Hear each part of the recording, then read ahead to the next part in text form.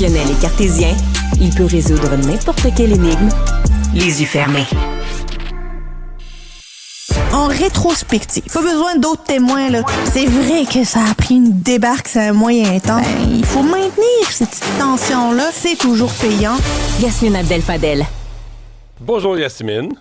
Bonjour Mario. Tu t'es couché tard. Un petit peu, T'étais en mais je suis vedette, là. à tout le monde en parle hier soir. Ça a bien été? Ça a super bien été. C'était bien le fun. Je suis avec Marie-Claude. Ça pouvait pas mal aller. Ben oui. Et bon, vous analysez la campagne. Bien évidemment, à ce point-ci, des choses qui marquent la fin de semaine. Puis c'est drôle parce que moi, je l'ai vécu autrement. J'ai parlé à toutes sortes de monde en fin de semaine, notamment quelques conservateurs que j'ai trouvés, Yasmine, déprimés, mais comme pas possible. Il y a dans le Parti conservateur présentement des gens qui ont quasiment fermé les livres. C'est-à-dire que au mieux, les libéraux vont être minoritaires, puis on va pouvoir reprendre ça dans 2 ans. Est-tu trop tôt pour dire ça? Oui, largement. Il reste encore 4 semaines de oui. campagne électorale. Il n'y a pas eu de débat encore. Tu peux pas dire ça après 7 jours. Puis honnêtement, si des conservateurs disent ça après 7 jours, c'est que les tensions qui ont fait les manchettes cette fin de semaine sont même plus grandes que ce qu'on laisse croire. Parce que on le sait, on l'a appris par Radio-Canada, par d'autres médias anglophones. Il y a des tensions qui secouent l'équipe Poilievre, où il y a... Mais il y en a grosso toujours modo, quand ça va mal. Là. Moi, j'ai jamais vu un parti Toujours. où ça va mal puis que tout le monde s'entend bien. Là. Dès que ça va mal, tout un chacun sait ce qu'il faudrait faire, puis tout un chacun a sa propre stratégie. Puis, C'est vrai. C'est vrai, mais il y a le fond, il y a la stratégie qui déchire les conservateurs, puis je pense qu'il y a des personnalités aussi qui sont clivantes au sein de l'équipe, l'équipe très proche de Pierre Poilievre. Il y a un nom qui revient souvent, c'est celui de Jenny Byrne, qui est l'organisatrice en chef de cette campagne-là. Qui est Jenny Byrne? C'est une stratège politique qui faisait partie de l'équipe de Stephen Harper, même dans le temps, qui a été dans son cabinet, qui a organisé des campagnes électorales et qui a même organisé la campagne électorale de 2015, la campagne électorale dans laquelle les conservateurs ont perdu de Stephen Harper. Chose à noter, c'est que Stephen Harper lui a montré la porte pendant la campagne électorale, tellement ça allait mal.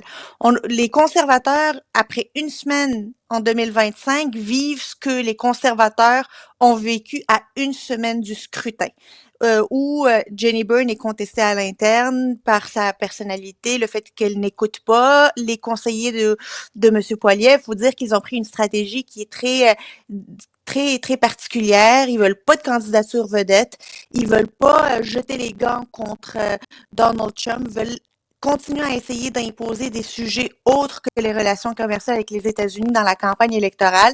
Ce n'est pas encore payant. Puis il faut dire qu'ils ont l'air un peu déconnectés. Tu sais, Mario, hier, Monsieur Poilievre a annoncé que les recettes des impôts sur le gain en capital seraient, le gain en capital serait annulé si ces gains-là étaient réinvestis au Canada.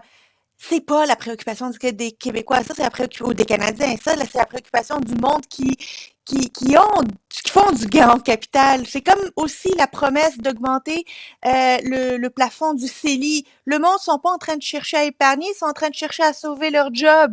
C'est comme la baisse d'impôts. Le monde se demande s'ils vont avoir à payer des impôts s'ils perdent leur job. Tout ça donne un programme économique pour favoriser l'investissement au Canada. Moi, je suis obligé de constater, que à tous les jours, ils ont fait leur devoir, ils bâtissent un programme économique, mais Mark Carney va avoir probablement gagné 5 points de plus dans les sondages en faisant pas campagne. C'est-à-dire, jeudi, arrête sa campagne pour s'occuper de Trump. Le vendredi, parle au téléphone à Donald Trump. Il en sort un résultat positif. Samedi, fait pas vraiment campagne. Hier, il va dans son comté, mais il fait pas d'événements vraiment publics. Il va avec une famille. Mais tu sais, c'est... Je sais pas, les conservateurs, c'est sûr qu'ils doivent plus savoir quoi faire. Ils doivent se péter la tête ces murs. Puis là, cette semaine, c'est la semaine des tarifs. Fait qu'à mon avis, M. Carney va au moins 2 ou 3 jours encore à pas faire campagne et encore marquer des points sur les tarifs. Tu fais quoi si t'es en face, sincèrement? Je sais pas, là. Mais tu peux pas juste attendre et espérer que le NPD prenne du poil de la bête. Parce que c'est ça le problème, c'est que les libéraux ne vont pas nécessairement siphonner chez les conservateurs, c'est qu'ils sont capables de siphonner le vote du NPD. Mais ils l'ont siphonné au complet. C'est ce qui fait que les libéraux sont rendus à 45 %, là. il reste un 8-9% d'irréductible néo-démocrate, mais Mark Carney, lui, il fait pas, il y a pas d'effort à faire, il l'ajoute défensif. Lui, il ne doit pas perdre les points qu'il a accumulés au cours des derniers jours. Il a même pas besoin d'aller en chercher plus. Entre 38 et 42, c'est ce que les sondages donnent. C'est dans un territoire de gouvernement majoritaire. Donc, un peu comme au basket, là, où le monde commence à clamer defense, defense, ben, les libéraux sont déjà en train de jouer le defense parce qu'ils n'ont pas à jouer, à prendre des risques pour aller chercher plus de points à ce stade-ci. Sauf qu'il reste un mois. C'est pour ça que... Ouais. C'est pour ça C'est que long. moi, dans ma tête, il reste du baseball à jouer. Aujourd'hui, ce que je vois, évidemment, c'est avantage libéral clair et net. Mais hey, l'histoire nous a appris, c'est long, là, un mois en politique. Mettons, là, l'histoire des tarifs là, joue encore en faveur de M. Carney. Là. Ça, c'est mercredi, c'est dans 2 jours. Oui. Bon, on va analyser ça jeudi, vendredi. Mettons, en fin de semaine, les chroniqueurs passent là-dessus. Lundi matin prochain, là, on sait ce que c'est, les médias. On bouffe les nouvelles à une vitesse débile. Lundi matin, une nouvelle histoire. Puis là, ben, ce qu'on a vu de Mark Carney, c'est quand il est obligé de faire campagne. C'est pas toujours facile. Fait qu'il y a le temps d'arriver bien des choses, là, en défaveur des conservateurs ou en faveur des conservateurs, en défaveur des libéraux ou en faveur des libéraux, en défaveur du NPD. Fait que, tu sais, c'est pas... Puis plus les débats, tu l'as dit, il reste les débats. Oui. Il reste 4 éternités, plus 2 débats. Ça, c'est beaucoup de temps dans une campagne électorale. Ouais, puis on sait ce que c'est les tendances, là. T'sais, tout va bien pour un, tout va bien. Jusqu'au jour où, oups, tout va plus bien, puis ça repart sur l'autre bord, puis les courbes de sondage, ça repart sur l'autre bord. Mais c'est certain que les conservateurs ont bâti leur stratégie à un moment où ils étaient 20 points en avance, puis qu'à ce point-ci, ils sont pas... Ils n'ont pas fait de refresh. Ah non, ils sont déstabilisés totalement, là. Non, ils ont l'air déstabilisés, mais il y a encore du temps, mais ça doit se faire rapidement. Pierre Poilievre, ce pivot-là, c'est maintenant qu'il doit le faire. Il ne doit pas attendre le jour du débat pour le faire, là. C'est maintenant qu'il doit pivoter. Et rapidement, Carl Blackburn, donc il se lance dans la course aujourd'hui au Parti libéral du Québec. Je le disais un peu plus tôt, à première vue, on dirait quelqu'un qui se lance aussi tard, il n'y a aucune chance de gagner. Mais quand quelqu'un qui connaît autant le Parti libéral se lance aussi tard, tu te dis... Lui, il a vu quelque chose, là. Il a su quelque chose, il a vu quelque chose. Sinon, il n'irait pas se foutre là pour perdre, là.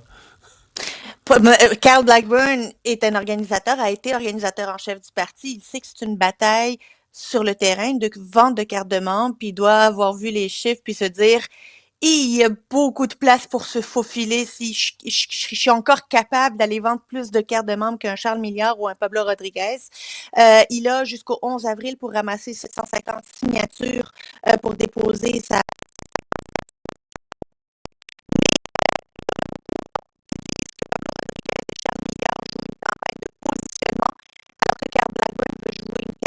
une campagne de terrain, vendre des cartes de membres, aller chercher des signatures, rencontrer le monde.